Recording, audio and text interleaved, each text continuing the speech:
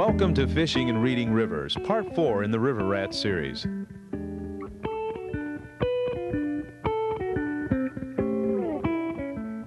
In this video, head river rat Dan Gapen reveals secrets on how to catch walleye off natural structures in rivers throughout North America. Join Dan as he fishes rapids, river weed lines, eddies, waterfalls, natural riprap, river rocks, and slicks. Techniques Dan will be using include slip bobbing, jigging, crankbaits, spoons, and bottom walking rigs.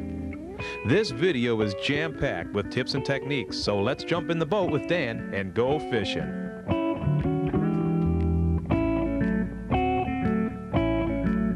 Trolling is one of the easier methods to locating and catching walleye in a river system. It enables you to cover a lot of water in the shortest amount of time.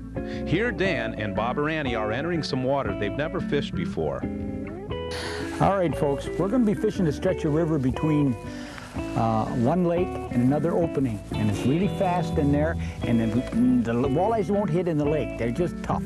So we're going to troll the river section between the two open bodies of water.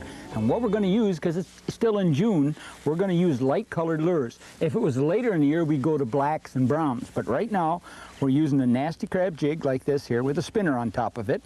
And we're using a yellow 5-a-diamond spoon. And surprisingly, here's a tip for you that you might be interested in. Even on the spoon, we find that tipping it with a little piece of crawler helps. It really does. Now, you may think I'm crazy, but even on that spoon, that will help. But those two lures are it. We're going to go up here and really try and take a great big one. Just caught a sauger. How about that? Yeah, how about that? He didn't fight very hard, so I'll be darned. Old saw guy. I didn't think we had too many of them in this river, but they're here. How about that? And that was like what we're using, a jig. Yeah, I was trolling a jig. You know, folks, when you fish rivers and you're having a hard time in the lakes catching walleyes or saugers, there's a method that we use on rivers that really works. We troll upstream in the faster water, the shallower water, where there's a lot of humps and bumps in the bottom. And these walleyes hold in that faster waters, as do the saugers. And you troll up, you bring your lures up over them. Jigs with spinners and spoons. Troll spoons upstream will really work for you. You try that next time you're out there. And this little fella, he's not too big, but he's a sauger, and they never get too big. When you troll upstream, you want to troll just fast enough to gain on the current. I usually judge it about 1 mile an hour faster than current flow coming at me. What I look for on the graph is the rocks on the bottom and the ledges where the river narrows together, comes together, the sides of the river. You look for the hump that's created at that point. So your bottom structure is always very important, and you look to the deep side of the structure as you go upstream. That's where the fish will hold. And as you go upstream, watch for the structure on the shoreline. Whatever you see on the shoreline will ascend down into the river bottom. So if you've got a point to one side or the other, generally that structure will also go out into the river on the bottom. And it'll be just downstream from that rocky point under the water that you'll find the walleye. Oh my. Here we go. There's another walleye for that upstream. Now this can be done downstream also, this trolling downstream, but you've got to use a shorter line than you do. You use a long line trolling upstream and a short line trolling downstream. And the reason for that is, of course, getting snagged. You have to worry about getting snagged. Now we're coming down through that cut where we've been catching all the walleyes. And on the upstream troll, we've only taken one downstream, and that's typical of early in the season. But later on in the season, you'll catch more fish going downstream with the jig or the spoon. And you got to keep your motor going just a little bit faster than the current. If you know, we're traveling pretty good, but fish will take it even so. What is this current at here now, do you think? No, this is about a 3 mile an hour current here. That's not too stiff. That's not too fast, huh? No.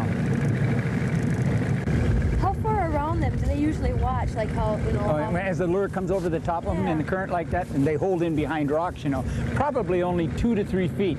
So you've got to be within 2 or 3 feet of the fish with your lure. for him to see it and attack it. Is that all? That's 2 or all. 3 feet. Yeah. That's a lot of casts to cover all that ground. Yeah, that's right. And a lot of fishermen don't make enough casts when they work a river or a lake. A lake is a little easier. In a river, you've got to get down on the fish. Yeah. Fish on. There he is, right there. Got him. Got him. There we go, Ann. Yeah. Got another one. I better turn this off and drift down. You get the net, and you can... What, huh? What, huh? Something got my little piece of crawler anyway. Did it? Yeah, but... Oh. Oh, that's a good fish, too. Oh. He's going. You might as well take him on the other side. He's running over there. Are you ready? All right. There the girl. I tell you folks, this trolling, whenever you got rocky river like we have here, and they're not biting in the lake, I want you to try this. It really works well. You'll catch some walleyes when you don't expect to. We got high noon today. And even so, when we got 7 to 8 feet of water in some of the deep parts, drops to 11, comes back up to 7 or 8, but they're hanging right in there. Look at this. That's nice, huh? Yeah, isn't he a nice fish? Yeah. That's dinner. Whoops. Oh, he Not went. anymore. Not anymore dinner, folks. She put my fish back in the lake. I'm sorry. We'll get another one. Okay. I've got a tip for you. Next time you go out and you go to tip jigs, this is how you do it. Take your night crawler, and instead of using the whole night crawler, all I want you to do is just cut a piece of them, about that much, right there. Then you save the rest of it and you cut that in little pieces. And when you tip your jig, you tip them right here like this. Just with that much. That's all you need. You just need scent on there. Now when you tip a jig with a leech, always run the hook through his suction cup. See that right there? You run it through his suction cup and out his back, just like that. Now he'll stay on, he won't come off. And by the way, as long as we're talking about walleyes and jigs and fishing jigs, I got a nasty crab there and there's an ugly bug with the leech on it. Often when you troll it, if you troll a jig by putting a jig spinner on it, it enhances the ability of the jig to catch fish. So next time you're out there, remember that tip on fishing. You might catch a nice walleye like that. I got a tip on crankbait when you're fishing fast water like we have behind you for walleyes. I thought you'd enjoy learning a little bit about what crankbaits and what colors to use. First off, we've got a deep diving shad type lure, a rattle trap type lure with a deep bill on it, and a regular crankbait, fat old spot is what it is, with a big deep lip, and then another imitation shad with a very deep lip. You don't use them here in this real fast water. They'll run erratic often off to their side, or they'll dig too deep into rocks. This grandma type lure is almost available. It's got a long, thin body on it, and it'll almost work. But what you want to use is the medium to shallow lip, not real shallow. This one right here, or that little Krebel or rebel crayfish will work well. Or here's the Tom Mann little shallow diver. And what you want to stay away from are the very shallow lip crankbaits. They just don't work. Sometimes a regular rattle trap or rattle spot, or whatever you want to call it, works well, but it too can run off to the side. So what you want to do is stick with one of these three on this side. So what I'm going to do is I'm going to take this one.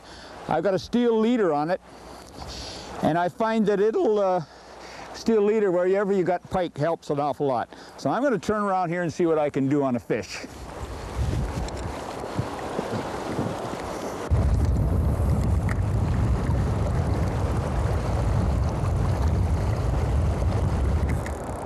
Fish on. How about that? First cast.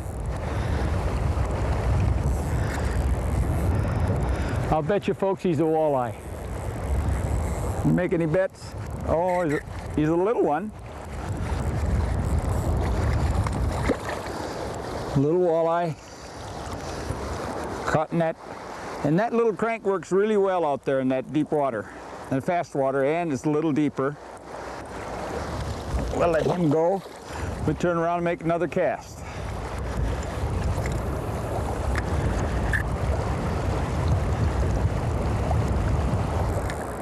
Fish on.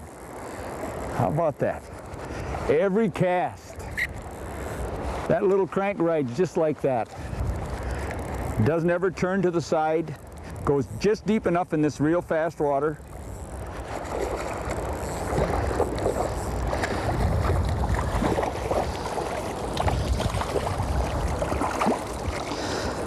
I haven't hit any pike yet, but they're out there, and that steel leader really prevents them chopping that little crankbait off.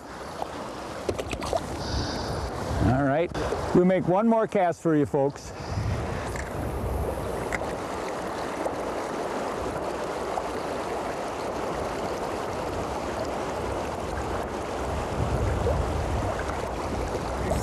There he is. Now that's fast fishing.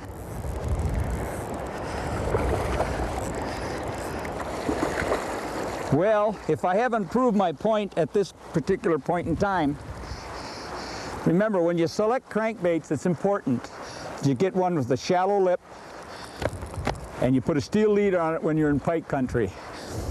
And you don't want one that's really shallow, you want the one with just a medium shallow lip.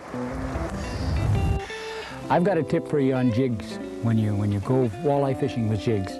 This style right here that I'm going to lay down right here is a twister. It's got a twister's tail on it. That's a nasty crab. It's got that wide fulcruming head that walks over rocks, but it's used mainly for casting and for trolling. Use that. You can use it with a spinner or without in front of it, but it's a casting and trolling type jig. This also, the normal round head with the twister tail, that's also a trolling or casting and retrieving type jig. But when you get over here to the ugly bug and to the Helgramite style, they're both short-bodied. Any of them can be tipped with a worm, with a minnow, with a crawler, but this style here is used for vertically jigging, working on the bottom. So is this. And by the way, one last little thing. If you're in areas where there's a lot of pike, there's a lot of northern pike, don't be afraid to put a leader on your jig. It may retard the action by about 5%, but it will prevent a lot of hang-ups and hookups and bite-offs, particularly by northern pike. Oh, feels like a little pike. But that's what should be in here this time of the year. Where these entering creeks come in, you'll find that usually the little pike stack up in here chasing minnows in the spring, in the midsummer, but in the spring you'd find big walleyes here. Now this is a little bitty of a pike. And that's generally what you'll catch right in a spot like this where it's real rocky and there's a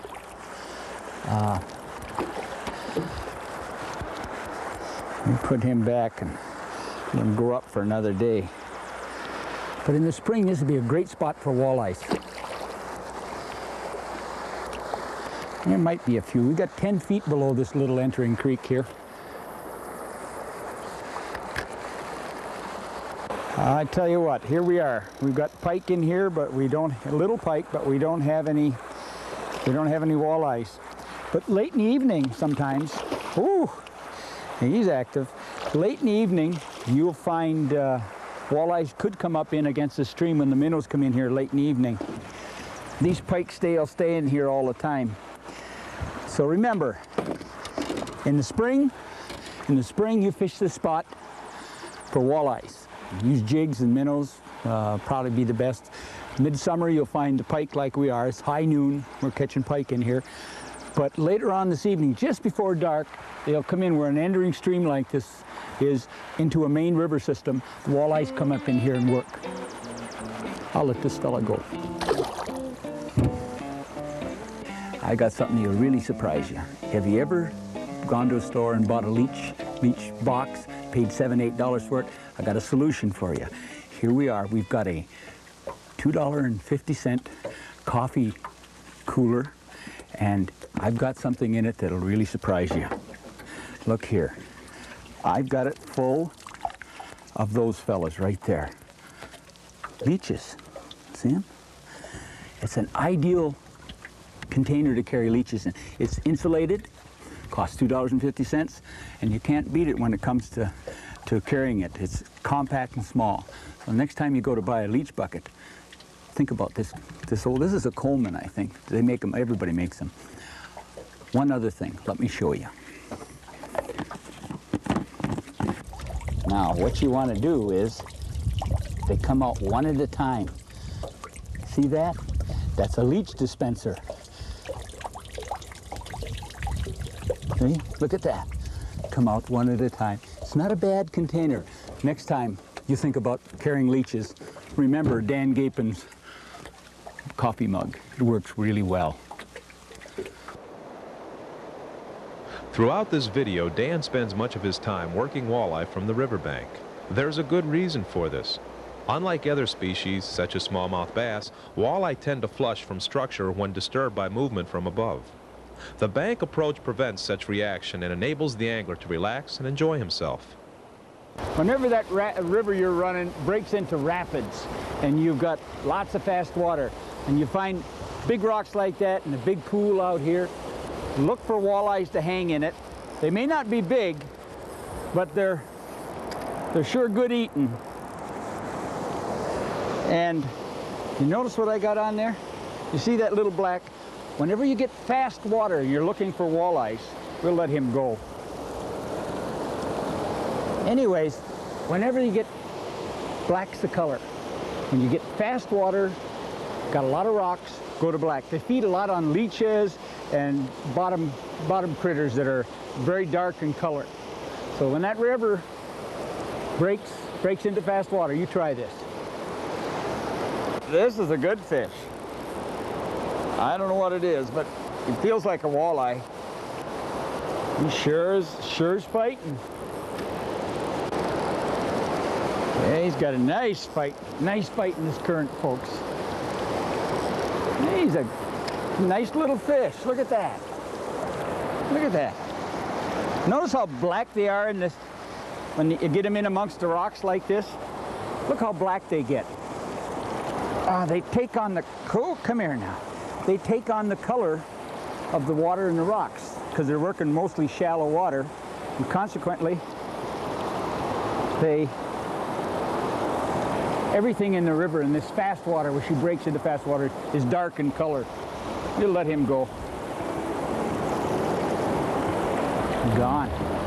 Go back and catch another one. Sometime when you're up walleye or sauger fishing and you don't have any live bait, and you'd like to work something like live bait, we've got a bait walker here with a spinner on it for an attractor. We've got a small live bait hook, but we've got twist tails in 3 different colors, the major colors here. I want you to take your twist tail, your live bait hook, and run it all the way in, as far as you can get there, down and out. Now pull the hook around and you see that little sprig from your knot, cut it a little bit long, so when you pull it into the twister tail, it works as a retard, it catches it. Now you've got yourself a bait that'll work really well on saugers and walleyes both. So we're going to try it out. We're going to see what we're going to catch. We're going to try and pick up a sauger if we can. There we go. We've got a fish on. I think that twist tail works on the bottom just like a minnow. It goes along like that. And I've got a fish on. I'm not sure what it is. I better stop this thing. You know, when you're working a big river that's got saugers in it, this technique really works well. That twist jig sits out there and really vibrates really well. Sure, that's what it is. The net. Come here. Look at that. You can see his eyes shine in the sun.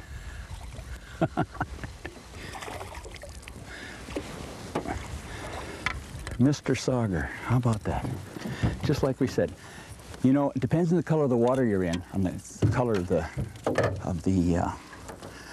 color of the tail that you use. You hooked them right in the snout. That twister will ride upward with the hook up when you hook it up like I have it right there. That's not a bad fish, is it? Huh? Not bad. That's a nice little sauger. I don't care where you are.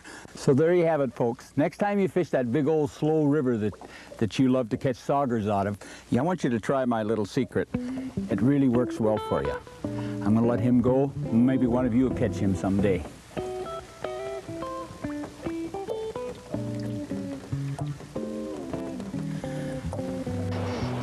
I've been fighting this fish for quite a while, and it's a pretty good sized walleye, but there's something more important than that fish for you fishermen.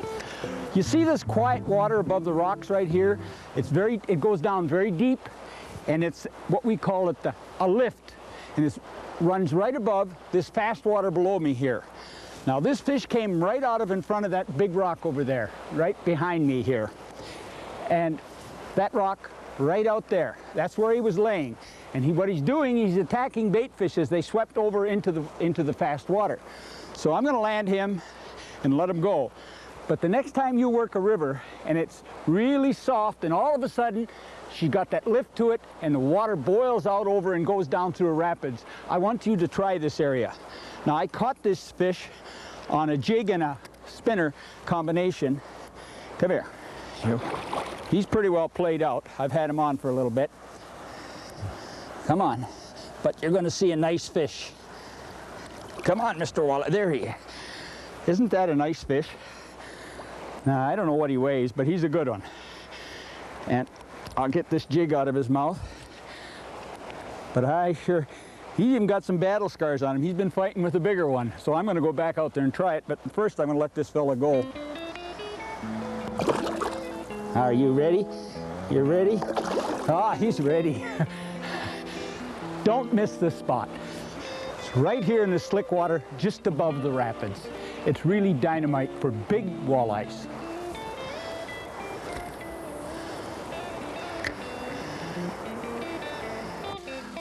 I'm about to cast natural riprap, and these are the lures down here that that can be used on it.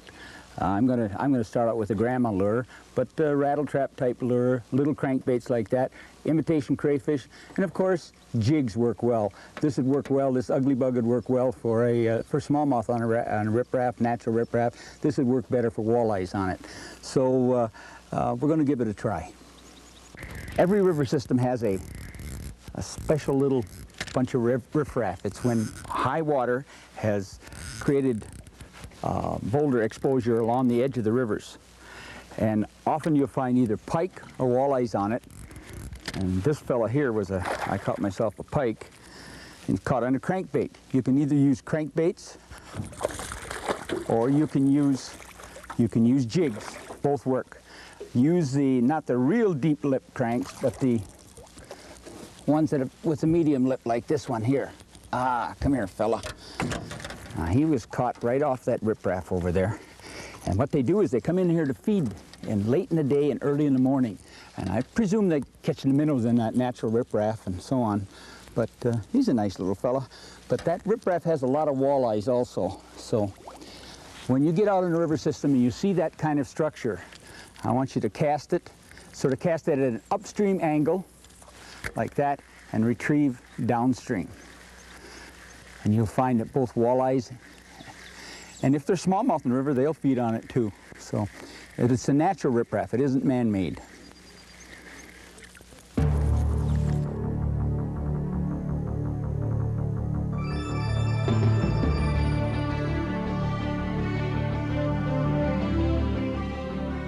Some of the finest bass walleye fishing in North America can be found north of the Canadian border. Let's join Dan, Bob Annie, and an old friend on an adventure into a world Dan knows best. Ontario, the land of his youth.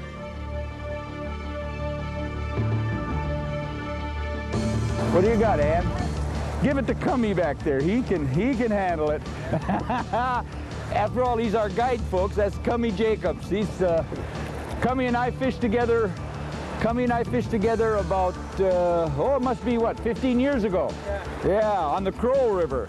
So we're kind of old friends. There, I got one. Oh, there goes my Midwest Outdoors hat.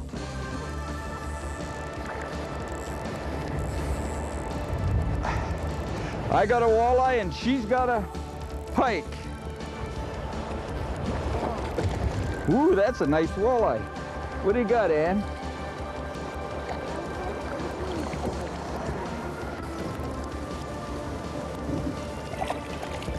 Come here, fella. How's that for a nice walleye, huh? I'm gonna put him back so one of you can come up here and catch him.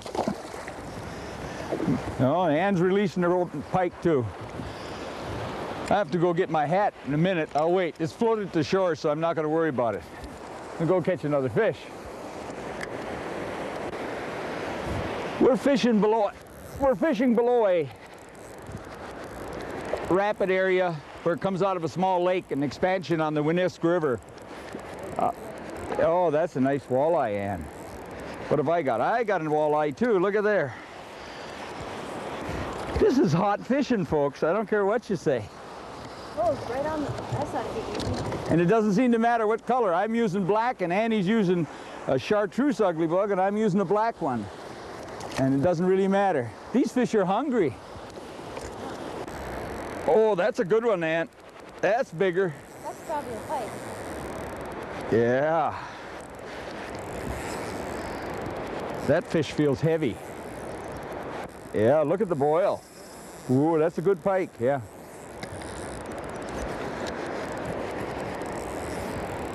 I tell you what, you never know what you're going to catch, whether it's going to be pike or... Can you see him, man? Oh yeah, he's about 12 pounds. Look at there. Come on, pike. Come here now. Come here, guy. Whoa! Try to get that line unwrapped around him, and he's... Did I net him? No, I'll get him here in a second. You go ahead and catch a fish. Come here, fella.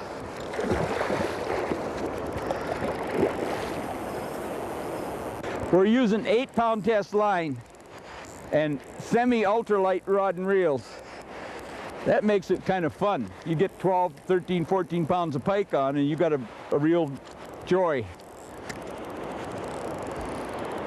All right, guy. Uh-huh. I see. There he goes again. Uh-oh. Cast up towards the rapids more, Ann, the next time. All right, guy. Come here. Oh, yeah. Come here. He doesn't like this cummy. All right, now. No. Come here, guy. How's that, gang? Well, it's something, you know, when you catch pike that size, about 13, 14, on a black jig. How about that? Well, I'm gonna put him back for one of you. You better think about it. You better get up here. Come on, fella. Are you ready? Are you ready? Goodbye. He's gone. All right. Good size, huh? Yeah. You know, folks, a river like this Winnisk with the interconnecting lakeways, in 20 miles it'll fall 20 feet, so that gives you some idea of the... there's a series of rapids, and there'll be a lake system, then there'll be a series of rapids and a lake system. And then when you get down below where the lodge is, where they're building the lodge, it's more of an open lake and less river, but it's not a very long run to get up into these series of rapids. There's several of them between the lakes. What have I got? I got myself a Nogance giveaway for walleye.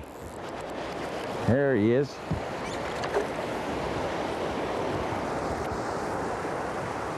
And by the way, folks, now that we're talking about it, you see that? I put a steel leader on it. It's almost a necessity up here. And you can work jigs with a steel leader. The fish are so, it's not like down in the States where all of you are fishing.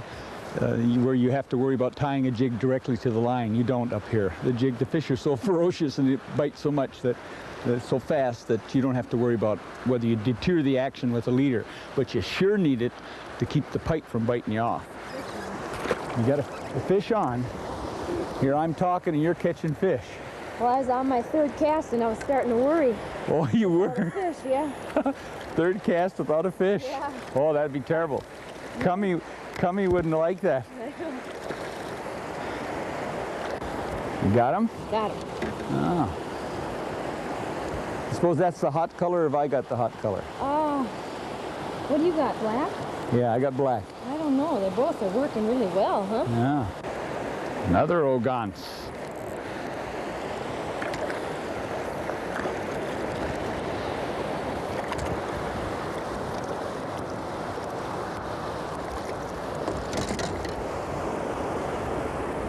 Boy, it works nice when you pinch those barbs down. Look at there. Hot done. I want that big pike that you missed, Annie. I want it too. You do? Yeah. Oh.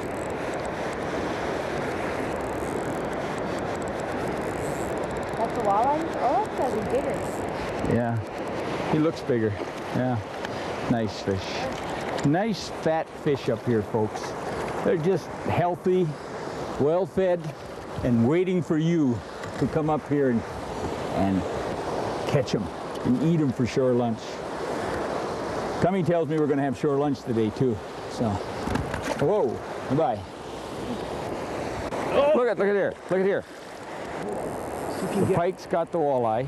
Pike's got the walleye. Look at him. The pike has got my walleye. My walleye is not happy. Oh, where'd the pike go? The pike's out. There he is again. He's after it again. Look at there.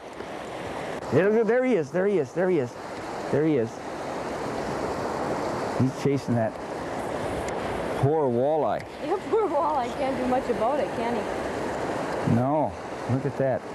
Well, no, he's not. He's not going to come back. Let's look at this fish and see where he had him. Oh, right on the side. Look at that. He grabbed him right there, folks. See that? Well, fella, I'm going to let you back there, but your life is in your own hands. Often you'll find that up here. You'll find that pike will, especially a walleye that size, will attack that walleye when you've got him hooked. He looks like the fish is in distress, and he figures he's an easy target.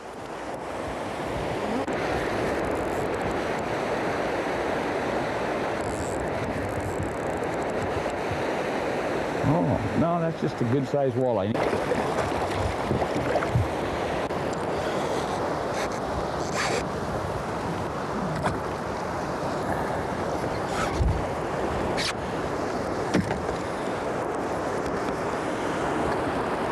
That's not bad, huh? Nice eater, 2.5, 3 pounds. Put him back in. Go back. Watch out for the pike, walleye.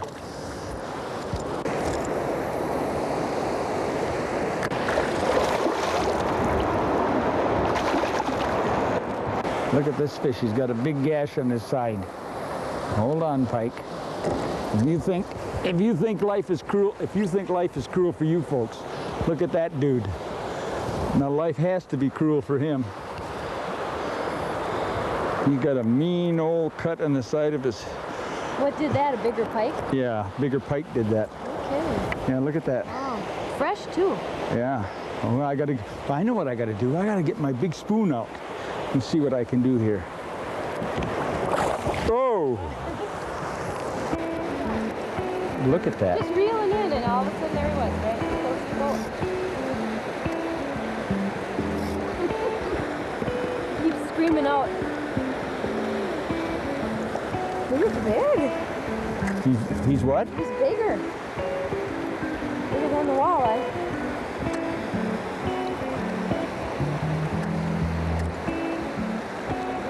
Oh. Has he swallowed your jig? Yeah, I believe it's down there a ways.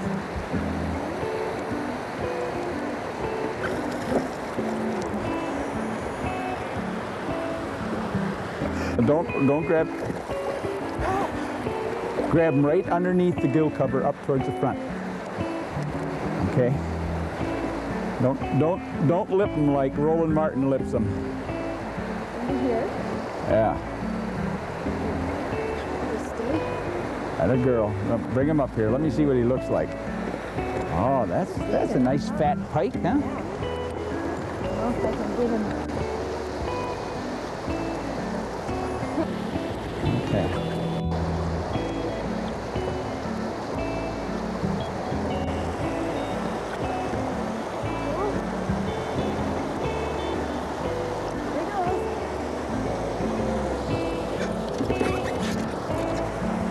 I'm on a river bank here with my good friend Bob Cook, and we're fishing for walleyes and pike, and we're using spinner baits, and Bob's got a French spinner on, and you've got a fish on too, haven't you, Nice Bob? walleye. Nice walleye, yeah. That French spinner beat my crankbait. But you know, folks, you can use cranks from the shore as well as French spinners, that type of thing, and as long as you work the smooth area of a river, such as we have here. Yeah, it looks like a dinner fish to me. What do you think, Bob? Yeah, we'll pitch him back. You gonna put him back? Yep. Oh, you're a nice guy. And for the folks that are watching, they can come catch him another day. Yeah, but you know, folks, it's amazing how many walleyes you can catch when you work a river from the shoreline. You know, you don't have to be in a boat all the time. You know, you can catch fish right from the water. You've caught how many now? How many have we taken today? 10, 15, I suppose? Yeah, at least. Yeah. French spinner, huh? Oh, that's not a bad bait either.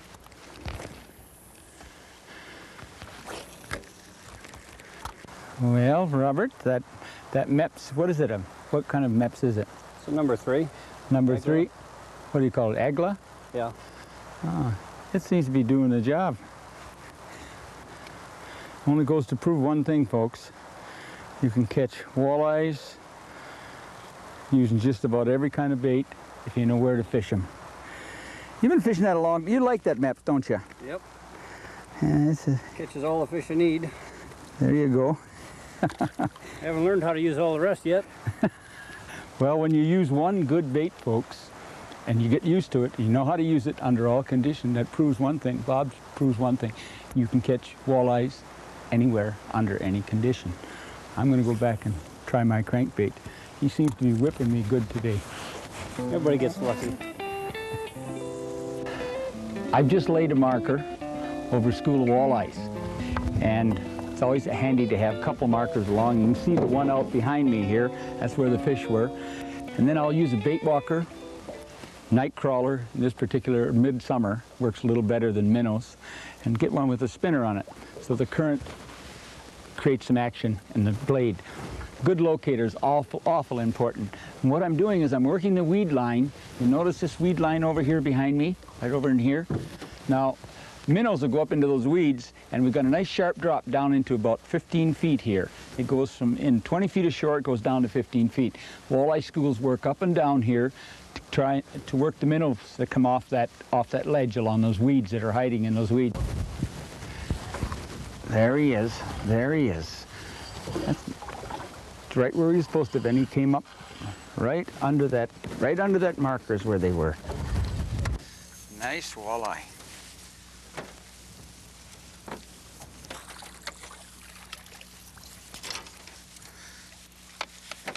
Oh, look at that now.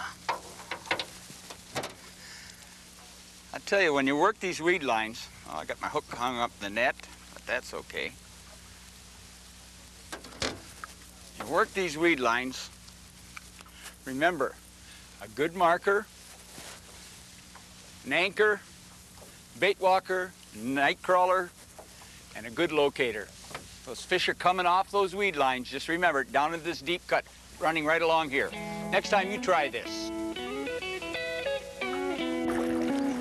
Well, I'm just working this current cut out here, and here's, lo and behold, like they're supposed to be, those walleyes are there. Using a little jig and a jig spinner on it. It works good. There's this, right here where this fast water comes in, right behind me right here, and right along here. That's called a current cut. And over here, the water's coming in this way from me. It's making a big circle. making a great big circle in here, sort of a back eddy. But right along where the fast water and the water coming back around meet, that's where you're going to find your walleyes. Every time when you get into a river where you've got a little bit of current, some speed, you want to work the current cuts and you want to work the inside of the current cuts. So I'm going to go back and see if I can take another one. And got one. There you go. You didn't have to wait too long, huh? No. What have you got? I don't know yet. We're working an area below waterfalls or below rapids in a pool with slip bobbers. And Annie took the first walleye. She's using crawlers and I'm going to try a leech. She just put that in there and bang, they hit it right then. That's a nice little walleye. I suppose it's my job, Annie, to land it. Yeah. Yeah. Yeah. I'm going to be your guide. Yeah, working in these rocks is enough. There it goes again. Tighten up this drag, but it's... Don't tighten it too much. Oh, that's a little too tight. That is? Yeah. Okay, now it's okay. Yeah, she's using 4-pound test line. And, oh, that's 3-pound fish, Annie. Yeah. Oh, come here, walleye. That's not a bad walleye. On a slip float, huh? Whoa. What are you going to say? I said I almost fell off the rock. But Yeah. That's a pretty good looking fish. Yeah. We save him for dinner? What do you think? Nah, we got a lot of You got a lot of fishing to do? Put him back. All right, Annie, let's put him back. Oh, that's a nice fish. Oh, there he goes. All right, we're going to show you how to rig this slip bobber for when you work a pool below rapids. Of course, you got to have the knot just like you do. You take a nylon don't use nylon. Use Dacron or linen knots to adjust your depth. And we'll set it at about 4 feet. Got the bead. You got that slip and lock bobber that you can take off or put on. Got a fairly heavy shot to offset it. You got a hook. And on the hook, reach out of our worm can over here, take a crawler, and this is probably the important part. Don't hook them on the end. Leave about that much of them out. Hook them about 5 or 6 times, like that, up on the hook, and then leave 2 ends dangle like that. Now you've got, that's your rig right there. Bobber slips up and down your line, up to your knot about 4 feet, and I'm set to go.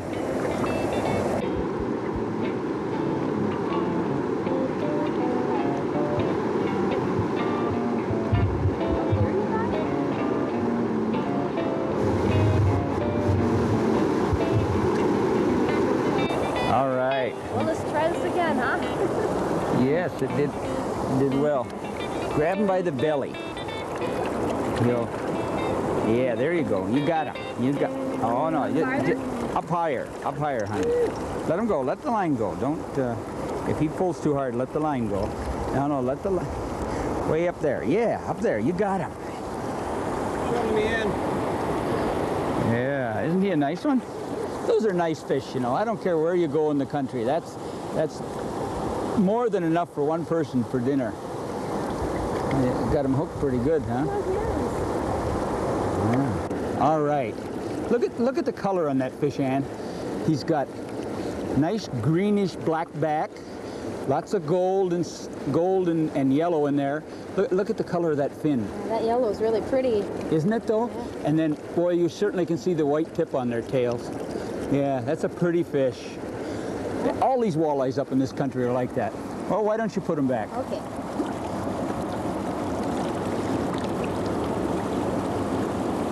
There he goes. Now he's happy. You think so? Yeah. You got, oh, there you are. That's a nice fish, I think. He's looking pretty good. Is he? Yeah.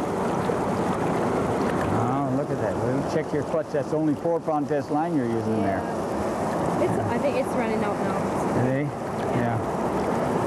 Oh, yeah. That's Oh, look. He's a nice size. He's what? It's a nice size. Yeah. All right, Ann, bring him up here. Bring him up here. Well, like I said before, if you haven't tried this, folks, this is fun. This is really fun. And it's a neat way to catch fish. That's not a bad walleye. Use a slip float, below waterfalls where there's a big pool eddying, like I said before, and you can produce a lot of nice fish. Isn't that right, Bobber? That's right. Yeah, Bobber Annie, she knows how to use these floats too, just like I do. So next time you're out, take along a slip float, a few night crawlers or a few leeches, even minnows, and use a flip float in your local river. I think you'll enjoy it. It really will produce walleyes for you.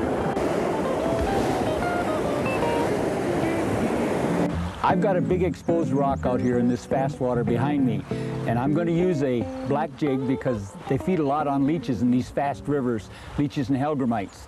And I've tipped it with a crawler just to assure myself that maybe if there's a crayfish around, because crawlers and crayfish taste alike, I've got myself doubly insured here.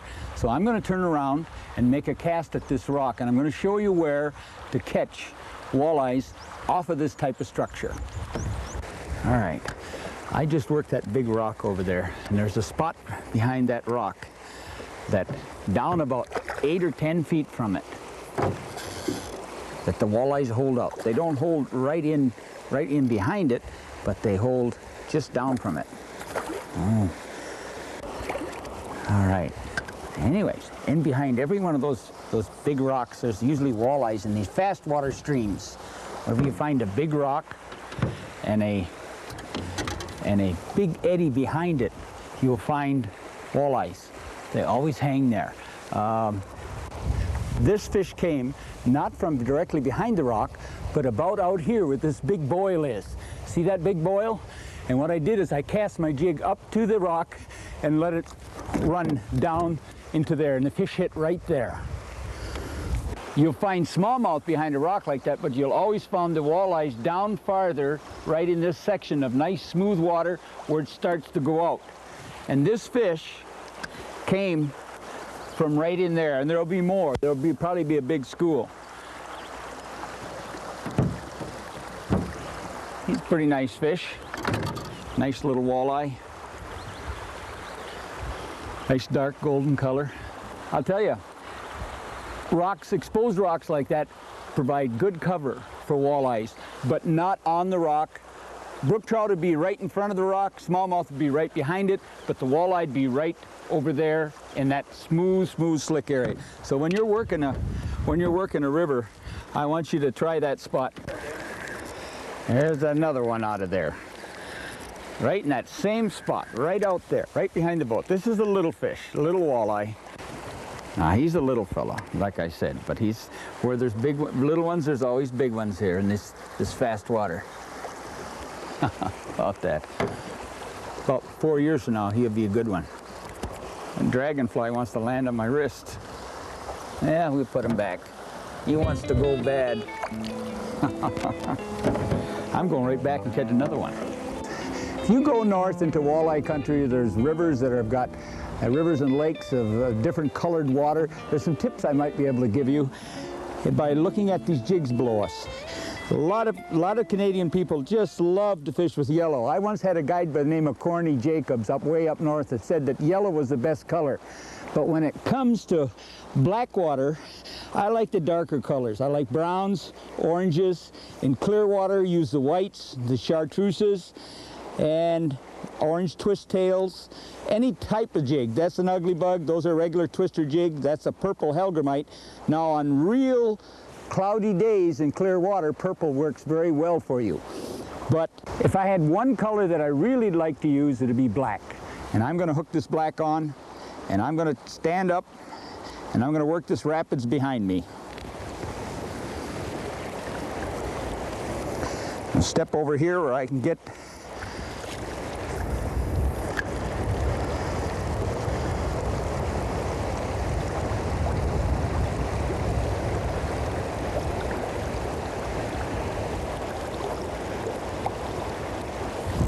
there he is. He's right there, right where that fast water and this rocky point meet. Nice little walleye. Now, if you people think that was an accident, well, I'll tell you what I'll do. I'll unhook him, and I'll turn around, and I'll make another cast. Here we go.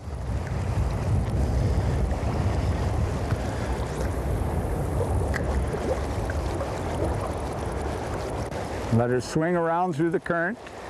About where that current and that back eddy hit together, there should be a fish in there. There he is. I'll tell you what, that black is a hot color. There's no question about it.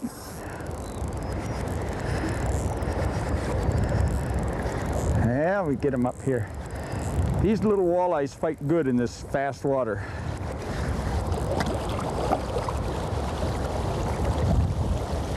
Now, you want me to try it one more time? What do you say? You stick to 2 casts, 2 walleyes were a joke? Well, let's try it. One more cast, just for you watching us that are doubtful Thomases.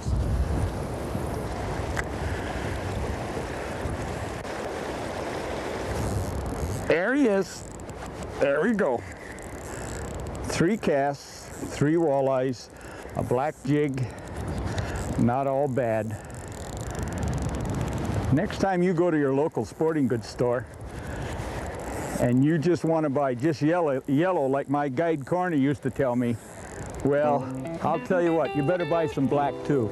And one other tip what we're talking about, if you're going up in the north, northern Minnesota, northern Wisconsin, Canada, Ontario, or way up into the northern part of Ontario or Manitoba, make sure you take enough jigs. It's probably the cheapest investment you'll have.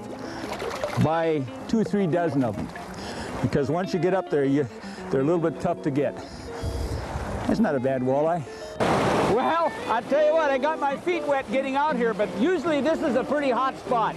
Right below the rapids, where the river starts to smooth out again, there's always a pool, big pile of foam, and those walleyes usually hang under that foam because the minnows retreat there.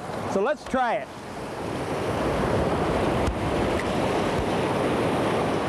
Yeah.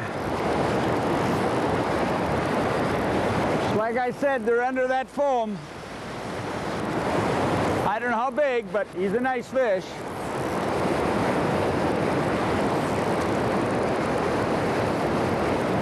Oh yeah, nice old walleye.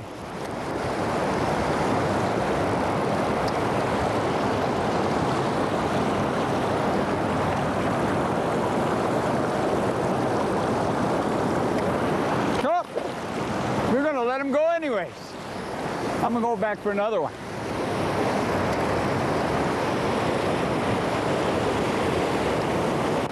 Yeah, my partner's over there catching fish too. Letting the pike go.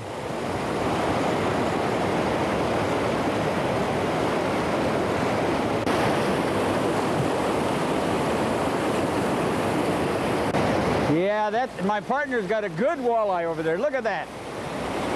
Oh yeah, that's a dandy. Another nice walleye. Well, I tell you folks, below these rapids can produce a lot of fish. Sometimes they're big ones, but there's a lot of 2 to 3, 3.5 pound fish in this area. You ought to try it the next time you get on a river system like this. Get below the rapids, fish the little eddies on either side, and where the foam is, there's a lot of fish in them. There we go. We got another one going. He's a good one. All right. He hit a chartreuse nasty crab, that one did. Yeah. I'll get him down here. Come here, baby. Ah, come here.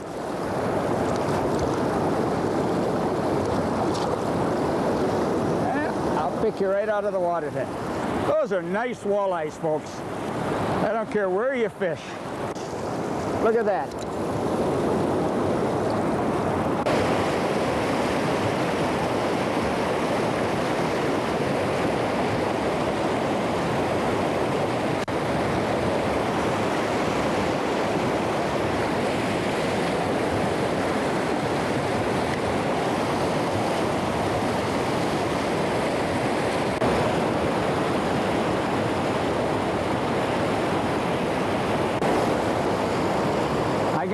in that fast water.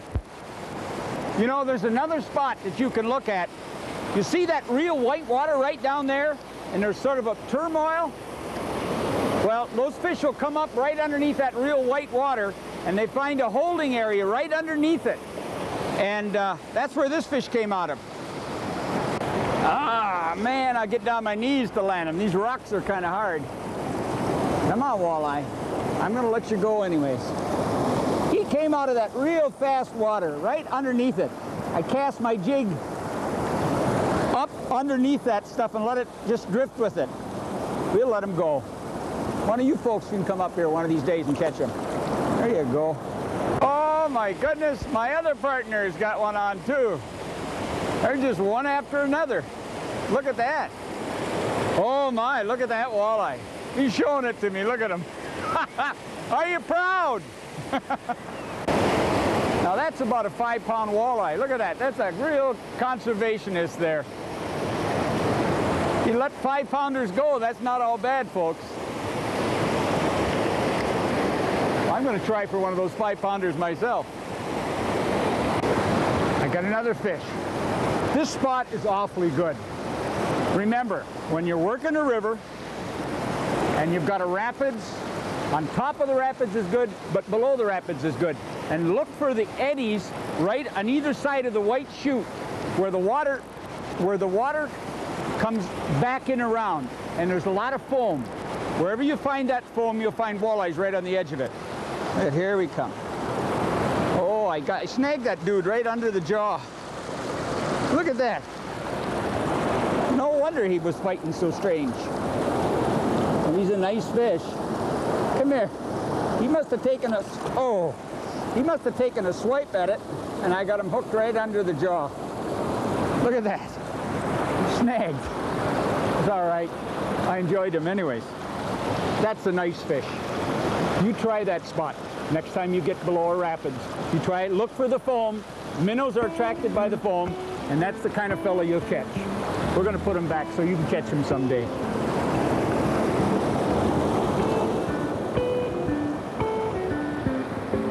Well, we've given you a lot of tips, showed you a lot of walleyes, not all big, not all small, but we've had fun doing it. I hope you enjoyed. But if you're looking for more tips on river fishing, how about picking up a copy of my new book, River Walleye Fishing? It's got a lot more tips in it. It sells for about $7.95. You can mail directly into us if you want. This has been Dan Gapen. I sure hope you enjoyed. Once again, we want to thank you for joining us on Fishing and Reading Rivers Part 4. Our next video will deal with the world of brook trout, northern pike, and lake trout. Here are some scenes from Fishing and Reading Rivers Part 5 with Dan Gapen. Oh yeah. All right, come here. Come here. Nice fat pike. Oh, come here, fat boy. Oh, now. Hi. Come here. He didn't like you doing that. Brook trout are sure pretty. I don't think there's a prettier fish. Folks that swims in fresh water. We're using black jigs, and though a lot of people use red and white spoons up here, we find that black jigs work awful good on brook trout. Oh, no. I'm going to put him back in the water before he gets hurt. Isn't that a beautiful fish? You can always tell a brookie by those red fins with that white stripe, and they got a little bit of black, and those bright pink-red dots on him. Yeah, he's a pretty fish. That's about a 3-pound brookie.